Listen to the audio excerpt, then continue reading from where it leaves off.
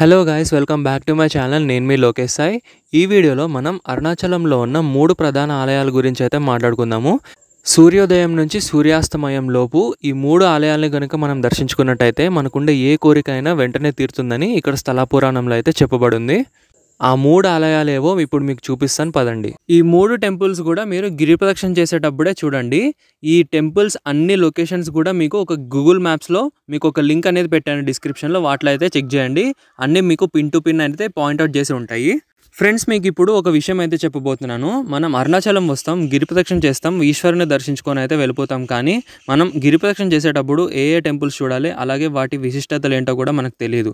అలానే సూర్యోదయం నుంచి సూర్యాస్తమయం లోపు ఏ ఆలయాల్ని కూడా మనం దర్శించుకోవాలో కూడా ఎవరికి తెలియదు. అలాగే మీకు ప్రీవియస్ వీడియోలో గిరి ప్రదక్షిణ ఎలా చేయాలి, అలానే చేస్తూ ఎటువంటి ఆలయాల్ని దర్శించుకోవాలి, ఎన్ని నందులు ఉన్నాయి, అలాగే వాటి విశిష్టతలు ఏంటో కూడా మీకు పూర్తిగా అనేది ఇన్ఫర్మేషన్ ఇచ్చాను.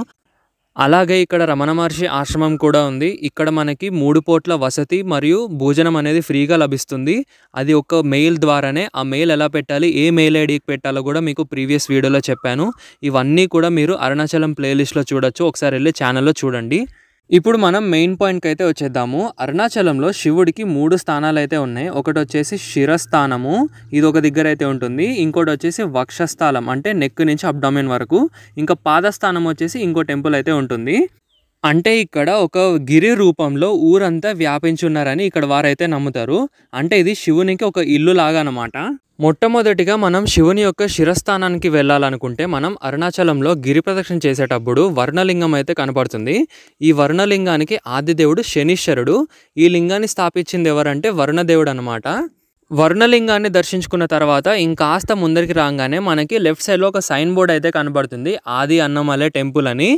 ఇక్కడ మీకు సైన్ బోర్డు పైన ఆరో మార్క్ కనపడుతుంది కదా, ఇది ప్రదక్షిణ రోడ్ నుంచి ఇంకొంచెం లోపలికి అయితే వెళ్లాల్సి ఉంటుంది. అంటే ఇది లోపలికి గల్లీ లోపలికి ఉంటుంది అనమాట.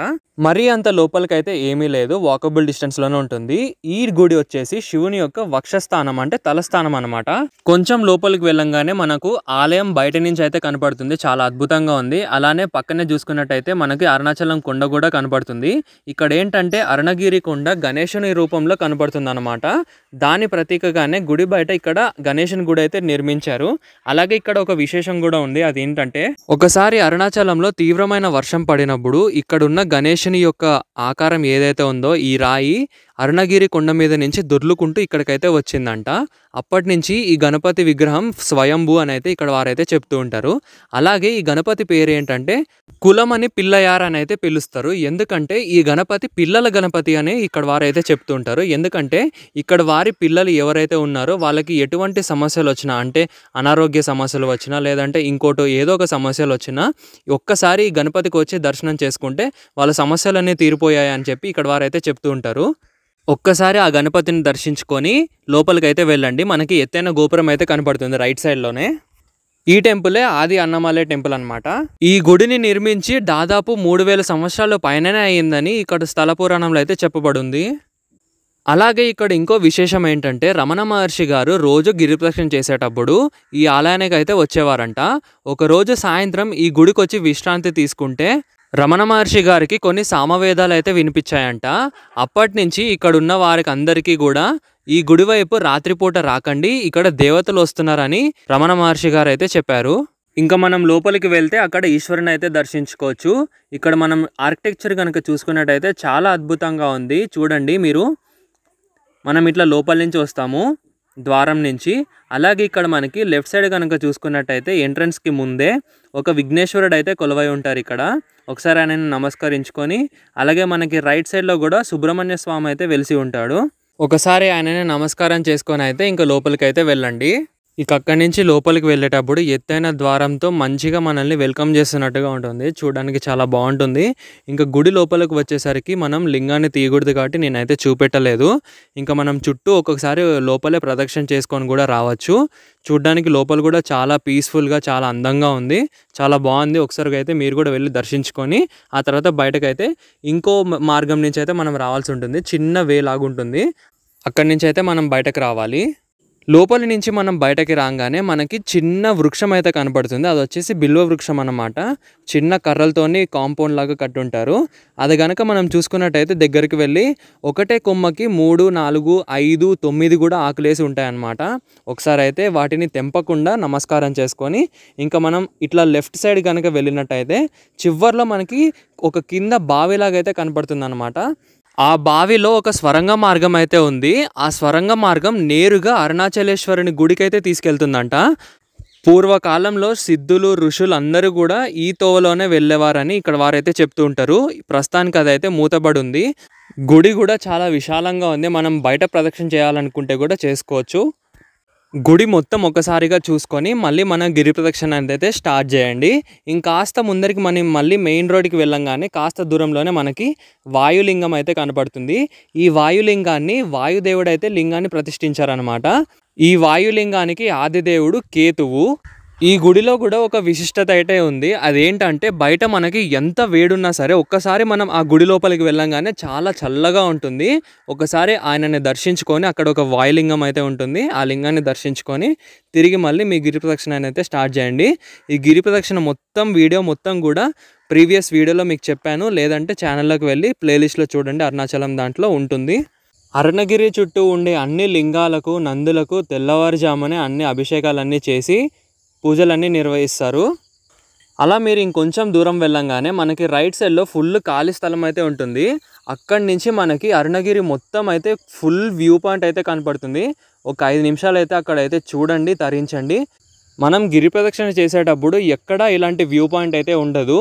అన్ని చోట్ల బిల్డింగ్స్ అని, చెట్లు అని, పుట్లని అన్నీ ఉంటాయి. అపార్ట్మెంట్స్ లాగా అన్నీ ఉంటాయి. కానీ మనకి ఎక్కడ ఫుల్ వ్యూ పాయింట్ అయితే కనపడదు. ఈ ఒక్క చోటనే ఈ కొండ అనేది మంచి నీట్గా కనపడుతుంది అనమాట. అంచేత మీరు ఒక 2 మినిట్స్ అన్న నించొని అక్కడి నుంచి దర్శించుకొని ఇంకా మీ గిరి ప్రదక్షిణ అయితే స్టార్ట్ చేయండి. అక్కడి నుంచి ఇంకొంచెం ముందరికి వెళ్ళంగానే మనకి లెఫ్ట్ సైడ్కి, రైట్ సైడ్కి ఒక వై జంక్షన్ లాగా అయితే మనకి విడిపోతుంది అనమాట రోడ్డు. లెఫ్ట్ సైడ్ కనుక వెళ్ళినట్టయితే మనం కంచికి అయితే వెళ్ళిపోతాము. కంచి రోడ్ అనమాట అది. మనం అయితే రైట్ సైడ్ వెళ్ళాలి. ఇక్కడ మీరు చూస్తున్నారు కదా, ఇది వచ్చేసి అరుణాచలం గిరి ప్రదక్షిణ యొక్క మ్యాప్ అనమాట. మీరు గిరి ప్రదక్షిణ చేస్తున్నప్పుడు ప్రతి 200 మీటర్స్కి ఇలాంటి మ్యాప్ అయితే ఉంటుంది. మీరు ఎటువంటి కంగారు పడాల్సిన అవసరం లేదు. ఇక్కడ మీరు ఒకటి చూస్తున్నారు కదా, ఫుట్పాత్ పైన టెంట్స్ అన్ని వేసి పెట్టారు. ఇది వచ్చేసి సూపర్ స్టార్ రజనీకాంత్ గారు అయితే నిర్మించారంట. గిరి ప్రదక్షిణ చేసేటప్పుడు ఎండాకాలంలో కానీ ఇంకా ఎప్పుడైనా సరే ఎండలో గిరి ప్రదక్షిణ చేసే వాళ్ళకి ఎటువంటి ఇబ్బంది పడకూడదని ఇలా అయితే నిర్మించారు. చాలా మంచి పనే. ఇంకా చాలా దూరం వెళ్ళిన తర్వాత మనకి ఇంద్రలింగం అయితే కనపడుతుంది. ఈ ఇంద్రలింగం ఏంటంటే ఇక్కడ ఒక పాయింట్ అయితే ఉంది. మీరు అరుణాచలం గిరి ప్రదక్షిణ మెయిన్ రాజగోపురం నుంచి కనుక స్టార్ట్ చేసినట్టయితే ఈ ఇంద్రలింగం మీకు మొదటిగా దర్శనమిస్తుంది. లేదు మీరు రమణ మహర్షి ఆశ్రమం దగ్గర ఉన్న గణపతి టెంపుల్ నుంచి దర్శనం చేసుకోవాలనుకుంటే ఈ ఇంద్రలింగం అనేది లాస్ట్ నుంచి సెకండ్లో మీకు దర్శనమిస్తుంది. ఇక్కడ మీకు ఇంద్రలింగం పక్కనే శివుని యొక్క 3వ స్థలం అయితే కనబడుతుంది. అదే వచ్చేసి పాదస్థానం అనమాట. ఈ గుడి పేరే అరుణగిరినాథర్ ఆలయం అనమాట. ఇది వచ్చేసి అరుణాచలం టెంపుల్ని దాటంగానే మనకి లెఫ్ట్ సైడ్ లోపల గల్లీ లోపలికి అయితే ఉంటుంది. ఇక్కడ మనం వాకబుల్ డిస్టెన్స్లోనే చూసుకోవచ్చు. రైట్ సైడ్ అయితే మనకు కనబడుతుంది. మనం ఎప్పుడైనా శరణు కోరేటప్పుడు ముందు వెళ్ళి పాదాలను అయితే టచ్ చేస్తాం. అది ఎవరికైనా సరే, పెద్దవాళ్ళకి కానీ, లేదంటే మన తల్లిదండ్రులకు కానీ, లేదంటే గుడిలో ఉన్న దేవుడికైనా కూడా సరే. అలానే మనం అరుణాచలంకి వచ్చినప్పుడు కూడా తప్పకుండా శివుని యొక్క పాదస్థానాన్ని అయితే మనం దర్శించుకోవాలి. మీరు ఎటువంటి కంగారు పడాల్సిన అవసరం లేదు. ఈ 3 టెంపుల్స్ యొక్క మ్యాప్ డిస్క్రిప్షన్లో మేమైతే ఇచ్చాము. ఈ 3 టెంపుల్స్లే కాకుండా చుట్టూ ఉన్న గిరి ప్రదక్షిణ చుట్టూ ఉన్న అన్ని లింగాలు, నందులు, ముఖ్యమైన ప్రాంతాలన్నీ కూడా మేము మ్యాప్లో పాయింట్అవుట్ చేసి అయితే పెట్టాము. అదన్నీ కూడా మీరు దర్శించుకొని మీ గిరి ప్రదక్షిణ అయితే పూర్తిగా చేయొచ్చు. అలానే ఈ ఇన్ఫర్మేషన్ కోసం కూడా మీరు ప్రీవియస్ వీడియోలో గిరి ప్రదక్షిణ ఎలా చేయాలి, ఏవేవి అనేది దర్శించుకోవాలి అని మీకు పూర్తిగా ఇన్ఫర్మేషన్ ఇచ్చాను. ఆ వీడియో కూడా చూడండి. ఈ గుడిలో ఉన్న లింగాన్ని సాక్షాత్తు శ్రీ మహావిష్ణువు అయితే ప్రతిష్ఠించారంట. చూడండి ఈ లింగానికి ఎంత పవర్ ఉంటుందో. ఈ గుడి ముందరే మనకు ఒక పుష్కరిణి అయితే కనబడుతుంది. ఈ పుష్కరిణి ఇంద్ర పుష్కరిణి అయితే అంటారంట. కానీ ఇక్కడ తమిళ్ వాళ్ళు ఏమని అంటారంటే అయ్యంకులన్ కొలన్ అని అయితే అంటారంట. ఎందుకంటే ఇక్కడ ఈ పుష్కరిణి చుట్టూ మొత్తం అగ్రహారం అయితే ఉంటుంది. అంటే ఇక్కడ టెంపుల్లో పనిచేసే అర్చకులు కానీ, పంతులు కానీ ఎవరైతే ఉంటారో వాళ్ళందరూ ఇక్కడ చుట్టుపక్కలే ఉండి ఇక్కడే స్నానమాన్ని ఆచరించేవారంట. అందుకని ఇక్కడ అయ్యన్కులన్ కొలన్ అయితే అంటున్నారు. ఫస్ట్ అండ్ థర్డ్ పాయింట్ అయితే బాగానే ఉంది. మరి ఇప్పుడు సెకండ్ పాయింట్ ఏదైనా అనుకుంటున్నారా? అదే శివుని యొక్క వక్షస్థలం. ఈ టెంపులే అరుణాచలం యొక్క మెయిన్ గుడి అనమాట. ఈ 3 టెంపుల్స్ని సూర్యోదయం నుంచి సూర్యాస్తమయం లోపు ఒకటే రోజున ఈ 3 టెంపుల్స్ని కనుక మనం దర్శించుకున్నట్టయితే మనం కోరిన కోరికలు వెంటనే తీరుతాయని ఇక్కడ స్థల పురాణంలో అయితే ఉంది. మేమైతే గిరి ప్రదక్షిణ చేస్తూనే ఇప్పుడు నేను చెప్పిన 2 టెంపుల్స్ని అన్నీ దర్శించుకొని మళ్ళీ రూమ్కి వెళ్ళి ఫ్రెష్ అప్ అయ్యి సాయంత్రంన ఈ అరుణాచలం గుడికి అయితే వచ్చాము. సో మేమైతే మాకు ఇచ్చిన రూమ్స్లో ఫ్రెష్ అప్ అయ్యి మేమైతే అరుణాచలం యొక్క టెంపుల్కి అయితే వచ్చేసాము. సౌత్ గేట్ దగ్గర మాకు ఆటో వాడు అయితే దింపేశాడు. ఇంకా మేమైతే లైన్లోకి అయితే వెళ్ళిపోయాము. కానీ ఇక్కడ చూసుకున్నట్టయితే 4 దిక్కుల 4 గోపురాలు ఎంత ఎత్తుగా ఉన్నాయంటే మనమే ఇట్లా తల మొత్తం పైకి ఎత్తి చూడాలి. ఇక్కడ మీకు కనపడుతుంది కదా, ఇది వచ్చేసి రాజగోపురం అనమాట. ఇందులో నుంచి అయితే మనం టెంపుల్ లోపలికి అయితే వెళ్ళగలుగుతాము. ఈ రాజగోపురానికి ఒక విశేషం అయితే ఉంది. అదేంటంటే ఇది అన్నిటికంటే పెద్దైన గోపురం అంట.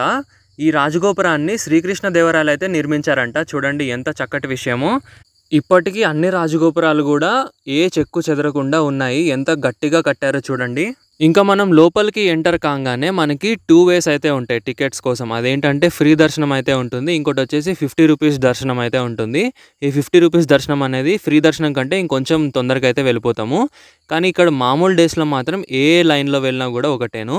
కానీ ఒక్క పౌర్ణమి రోజున మాత్రమే ఫ్రీ దర్శనానికి వెళ్లకుండా ఉండడానికి అయితే ట్రై చేయండి. మీరు 50 రూపీస్ టికెట్ కనుక తీసుకున్నట్టయితే చాలా ముందరగా వచ్చేస్తారు.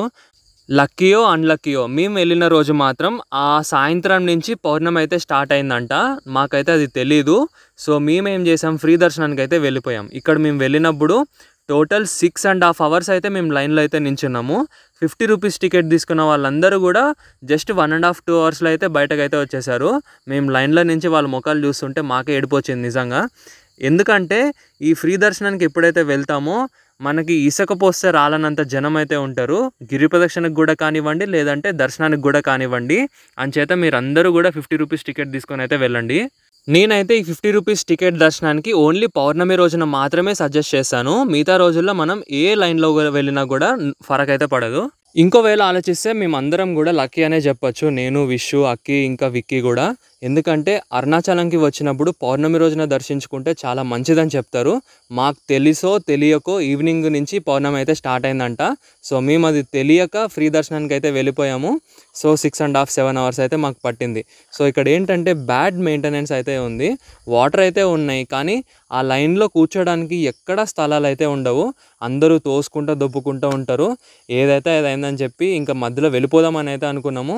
కానీ మనసు ఒప్పక అలానే లైన్లో నుంచి వేచి ఉండి చివరికి స్వామివారిని అయితే దర్శించుకున్నాము. అలానే ఇప్పుడు మీకు ఇంతవరకు చెప్పిన ఇన్ఫర్మేషన్ ఏదైతే ఉందో, పోయిన వీడియోలో గిరి ప్రదక్షిణ గురించి కానివ్వండి, లేదంటే ఈ వీడియోలో 3 టెంపుల్స్ గురించి కూడా కానివ్వండి, I want to thank my friend Akhilesh. ఎందుకంటే మేము గిరి ప్రదక్షిణ స్టార్ట్ చేసినప్పుడే వాడు పేపర్లో అన్నీ రాసుకున్నాడు.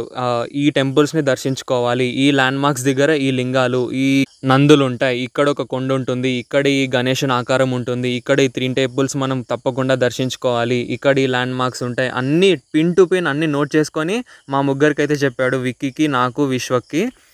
చెప్పినప్పుడు అంతా ఓకే అవునా అని చెప్పి స్వామివారిని నమస్కరించుకోవడం, అక్కడి నుంచి మళ్ళీ మా గిరి ప్రదక్షిణ అయితే స్టార్ట్ చేయడము. సో థ్యాంక్ యూ అక్కి. అలానే ఇంటర్నెట్కి కూడా థ్యాంక్స్ చెప్పాలి. ఎందుకంటే ఇప్పుడు మీకు వీడియోలో ఇన్ డీటెయిల్గా ఎక్స్ప్లెయిన్ చేస్తున్నానంటే దానికి కారణం కూడా ఇంటర్నెట్టే. ఎందుకంటే ప్రదక్షిణప్పుడు అక్కి మాకు చెప్పేవాడు, అరే ఇది రా హిస్టరీ అని చెప్పాగానే ఓకే మేము నమస్కారం చేసుకొని అక్కడి నుంచి అయితే వెళ్ళిపోయే వాళ్ళము. So I want to thanks Google తల్లి. ఇంకో పాయింట్ ఏంటంటే అఖిలేష్కి కూడా యూట్యూబ్ ఛానల్ ఉంది. సో ఈ వీడియో డిస్క్రిప్షన్లో యూట్యూబ్ ఛానల్ లింక్ ఇస్తాను అఖిలేష్ది. వాడి ఛానల్ని కూడా సపోర్ట్ చేయండి. నన్ను సపోర్ట్ చేసినట్టే అక్కిని కూడా సపోర్ట్ చేస్తానని అయితే నేను అనుకుంటున్నాను. So support him. ఇంకా మేము గుడి నుంచి బయటకు రాగానే ఆటో అయితే తీసుకున్నాము మా రూమ్స్కి వెళ్ళడానికి. ఇక్కడ మేము ఆటో నుంచి రికార్డ్ చేశాను చూడండి, పౌర్ణమి రోజున ఎంతమంది ఇక్కడ గిరి ప్రదక్షిణ చేస్తున్నారో. మనకి నార్మల్ డేస్లో ఇక్కడ కనుక చూసుకున్నట్టయితే ఇంతమంది అయితే ఉండరు. ఒక్క పౌర్ణమి రోజున మాత్రమే ఇంతమంది గిరి ప్రదక్షిణ అయితే చూస్తున్నారంటే పౌర్ణమికి ఇక్కడ ఎంత విశిష్టత ఉందో మీరైతే గమనించాలి. వీళ్ళందరూ కూడా ఇప్పుడు నైట్ అంతా గిరి ప్రదక్షిణ చేసి మార్నింగ్ వెళ్ళి తలస్నానం చేసుకొని గుడి లోపలికి వెళ్ళి ఈశ్వరుని అయితే దర్శించుకుంటారు. ఇంకా మేము నైట్ ఈశ్వరుని దర్శించుకున్న తర్వాత మా రూమ్స్కి వెళ్ళి పడుకొని మార్నింగ్ మళ్ళీ రమణ మహర్షి ఆశ్రమంలో రూమ్స్ తీసుకున్నాం కదా, ఆ రూమ్స్ని వేకేట్ చేసి ఆటో తీసుకొని కాట్పాడి జంక్షన్కి అయితే బయలుదేరిపోయాము. కాట్పాడి జంక్షన్కి వెళ్ళే దారిలో మేమైతే గోల్డెన్ టెంపుల్ని ఒకసారి అయితే దర్శించుకోవాలని మేమైతే ఫిక్స్ అయ్యి అక్కడికైతే వెళ్ళిపోయి అక్కడి నుంచి మాకు నైట్ 10:30కి అయితే ట్రైన్ ఉంది కాచిగూడకి. సో కాట్పాడి జంక్షన్లో ట్రైన్ ఎక్కి కాచిగూడకి అయితే చేరిపోతాము. ఇంతటితో మాకు 1 వీక్ ట్రిప్ అనేది కంప్లీట్ అవుతుంది. ఎవరైనా కొత్తగా మన ఛానల్ని విజిట్ చేసి ఈ వీడియోని కనుక చూస్తున్నట్టయితే ప్రీవియస్ వీడియోస్ అన్నీ కూడా చూడండి. చాలా డీటెయిల్డ్ ఇన్ఫర్మేషన్ అయితే ఇచ్చాను, మీకు తప్పకుండా నచ్చుతుంది. అలాగే మన ఛానల్ని కూడా మంచి సపోర్ట్ ఇవ్వండి. నెక్స్ట్ వీడియోస్లో గోదావరి వ్లాగ్స్ అయితే వస్తున్నాయి. ఒక 3 to 4 వీడియోస్ వచ్చాయి. మా అన్నయ్య వాళ్ళ ఊరికైతే వెళ్ళాను, ఈస్ట్ గోదావరి అనమాట. మా అన్నయ్య వాళ్ళ ఊర్లో జాతర అయితే జరిగింది. అక్కడ ఎలా చేశారు, గోదావరి అంతా ఎలా ఉందనేది మీకు పూర్తిగా చూపిస్తాను. ఇంతటితో ఈ వీడియో అయితే అయిపోయింది. ఈ వీడియో మీకు నచ్చినట్టయితే అందరికీ షేర్ చేయండి, అలాగే లైక్ చేయండి, మన ఛానల్ని సబ్స్క్రైబ్ చేసి సపోర్ట్ చేయండి.